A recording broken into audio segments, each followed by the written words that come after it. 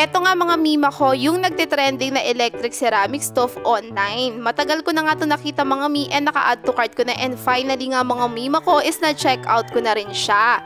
Bali color white and upgraded na nga rin pala yung chinek out ko. Bali meron din silang color black mga mima ko, and meron pa kayong ibang mga options sa kanya. Meron na rin siyang kasamang user's manual, and syempre napakaganda nito mga mima ko. Number 1 nga na nagustuhan ko dito mga mima ko is kahit anong pot ay pwede mo pong gamitin dito sa ating electric ceramic stove. And ang kagandahan lang dito sa ating electric ceramic stove mga mima ko is marami kayong option. Meron tayong fry, barbecue, meron din po tayo dyang soup or di kaya hot pot. Bali ang kagandahan din dito sa atin is meron tayong timer na dyan yung kanyang on and off. Ito namang bilog na iniikot ko dito mga mi is yun yung ating volume kung gusto nyo lakasan or hinaan din po.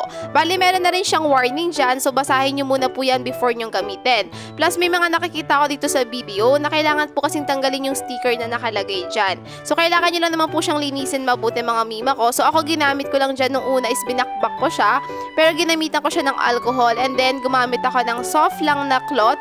Tapos ay natanggal ko naman siya mga mima ko. So mga mima ko, paalala ko lang po is kailangan nyo pong basahin yung reminders dito kasi para alam nyo po yung mga gagawin nyo kapag ginamit nyo to. Pero sobrang basic lang naman yung mga mima ko, plus napaka-affordable lang po nitong ating electric ceramic stove. Kaya kung gusto nyo po mag-check out na rin kayo.